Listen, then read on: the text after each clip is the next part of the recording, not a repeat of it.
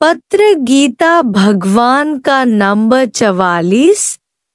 कितने ही दिनों से कह रही थी कि तुमसे पत्र के द्वारा मुलाकात करूं, तुम्हारी भी खींच होगी। पिछले जन्म में थे इकरारी, आज आकर इकरार पूरा किया। पिछले जन्म में तुम्हारा भगवान से इकरार वायदा किया हुआ है कि दूसरे जन्म में मिलना। आखिर भगवान को ही ख्याल हुआ कि इसे आना तो मेरे पास ही है, सो खुद तुम्हें आदमी भेजकर बुलाया। आशिक वे कहलाते हैं जिन पर स्वयं गुरु आशिक हो, तो वही माशूक बदल कर आशिक हुआ। इश्क भेजा है एलची एम्बेसडर। विवेकानंद बहुत घूमा फिरा कि कोई मुझे भगवान दिखाए, पर किसी ने भी नहीं दिखाया। आखिर रामकृष्ण के पास आया। रामकृष्ण ने दूर से ही कहा, आखिर आ ही गए। तुम मेरे पास ही आने वाले थे, फिर इतनी देर क्यों लगाई? विवेकानंद ने कहा कि मैं तो संत साधु भेंट कर नास्तिक हो गया हूँ। समझता हूँ भगवान है ही नहीं। तुम बताओ कि तुमने भगवान देखा है, मुझे दिखा सकते हो? रामकृष्ण ने कहा, हाँ मैंने देखा है, तुम्हें भी दिखा सकूंगा। जैसे तुम्हें सूर्य दिखाई देता है, ऐसे ही मुझे भगवान प्रत्यक्ष दिखाई देता है। विवेकानंद ने कहा, यह पहला ही मिला है जो छाती ठोंक कर कह रहा है कि मैं ही तुम्हें दिखाऊंगा। फिर रामकृष्ण के द्वारा सिर पर हाथ लगाने से विवेकानंद ने तीनों लोग देखे। विराट स्वरूप जो अर्जुन ने कृष्ण के मुख में देखा था। अब बताओ तुम्हें कौन मिला है? तुमने वह विराट स्वरूप देखा है या नहीं? तुम दादा को क्या समझते हो? पहले जब आए तो क्या समझा, अब कहाँ तक पहुंची हो? इतना ऊंचा जब कोई होगा तभी ऊंचे को जानेगा, नहीं तो अपने ही अहंकार में हम भगवान को भी रवाजी मनुष्य करके देखेंगे। आदम को खुदा मत कहो। आदम खुदा नहीं, लेकिन खुदा को भी आदम मत कहो। कृष्ण कहता है कि हे अर्जुन, ये मूढ़ लोग मुझ परमात्मा को नहीं जानते, क्योंकि मैं साधारण स्वरूप में आया हूँ और योग माया से घिरा हुआ हूँ। हे अर्जुन, वेद अभ्यास, हवन, दान पुण्य, कठोर यत्न करने से भी यह मेरा विश्वरूप दर्शन कोई नहीं कर सकता है जो तुमने किया है। यह दर्शन केवल अनन्य भक्ति, अभ्यास, अभेद और अव्यभिचारी भक्ति योग से हो सकता है। आखिर भी एक जगह अपना पूरा आत्मसमर्पण करना है, जैसे मेरी मैं बचे ही नहीं। मेरा एक भी ख्याल गुरु से जुदा न हो। साकार के सिवाय कोई भी निराकार में टिक नहीं सकता है। हर एक को अपना आप गंवाना है, या किसी का बन जा या किसी को अपना बना ले। हे अर्जुन, तुम मुझे झुके हो, अब सारी दुनिया तुम्हें झुकेगी, तुम्हें कहीं भी झुकने की जरूरत नहीं पड़ेगी। मेरा भक्त कभी भी नाश नहीं होता है। कृष्ण से पहले अर्जुन कई वेद शास्त्र, संत साधु भेंट चुका था। बड़ा सत्पुरुष था, पर अभी भी ज्यों का त्यों मोह काट कर प्रकृति से अपने आप को छुड़ा कर नहीं खड़ा था। इसीलिए ही भगवान को ऐसे भक्तों के सामने प्रकट होकर उन्हें प्रकृति से ऊपर उठाकर खड़ा करने के लिए आना पड़ता है कि तू इस त्रिगुणी माया से ऊपर हो जा, तू आत्मा है त्रिगुणातीत। देह के संबंध से तीनों कालों में न्यारे हो।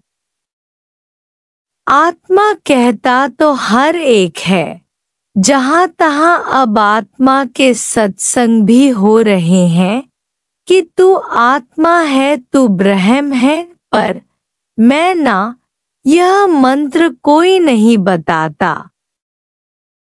देह को ही आत्मा समझ कर बैठे हैं। कितने भी होशियार वेदांती लोग मिलते हैं, वे भी कहते हैं कि मैं आत्मा हूँ, पर व्यवहार करते समय तो सभी ख्याल करेंगे न कि ये पति है, मेरा फर्ज है वह दुखी न हो, यह बेटा है इसे समझाना मेरा धर्म है, यह बेटी है इसका विवाह करवाना मेरा धर्म है। मतलब तो कितना भी ज्ञान सुनते हुए बोलते हुए भी व्यवहारिक बुद्धि अंदर पड़ी है कि दुनिया में तो चलना है, लोग क्या कहेंगे। अब आत्मा में व्यवहार, धर्म, फर्ज, वर्ण आश्रम है कहाँ। मैं यह देह ही नहीं हूँ, तो देह के संबंधी और देह के फर्ज धर्म मेरे से लागू कैसे हुए। शरीर से ऊपर चढ़ जा, परिवार से, समाज से, जगत से ऊपर चढ़ जा, सब नाम रूप से जब दृष्टि उठाएंगे तभी आत्मा पर नजर पड़ेगी। या तो पूर्ण भगवान ही खींच कर बाह से निकाले कि अब व्यवहार में कब तक फंसोगे। जीते जी जंजीर उतारो, मरने के बाद कौन जानता है। जो जहां खड़ा है वही अपने को राइट, सही समझता है, यही तो माया है। जबकि कोई अपने से ऊपर मिले और वहां भी फिर वह अहंकार गवाकर काश सुने। जिसके पास सुनने के कान हैं वही मंजिल पर पहुंच सकता है, नहीं तो वरना सभी मार्ग को मंजिल समझ बैठे हैं। अपने को बैठकर खुश कर रहे हैं, पर परीक्षा के समय ही उनका पता चल जाता है। जैसे खांसी और खुजली छिपने वाली नहीं, इसी प्रकार थोड़ी भी इच्छा, मोह या विकार छिपने वाले नहीं है। यहाँ चाहिए 16 आना सत्य, जहर की एक बूंद या चम्मच भर जहर मारने के लिए काफी है। थोड़ी इच्छा भी पुनर्जन्म का कारण बन जाती है। सूक्ष्म इच्छाओं की पूर्ण गुरु के सिवाय कोई भी पहचान नहीं दे सकता है। कृपा माना गिरो तो पाओ। मन को झुकाना न कि शरीर को मन मना भव। एक आदमी का धन चोरी हो गया। किसी संत के पास गया, उसने कहा अफसोस इस बात का है कि अभी तक तुम क्यों नहीं चोरी हुए हो। धन्य है वे गोपियां जिनका सब कुछ चोरी हो गया था। सोई सब कुछ देने के सिवाय सब कुछ नहीं मिलता है। कितने बेचारे खुशी को ही आनंद समझ कर बैठते हैं। जब तक कोई दुख नहीं है तब तक समझते हैं कि आनंद में है। मन घोड़ा खोलकर गधा बांध कर जाता है।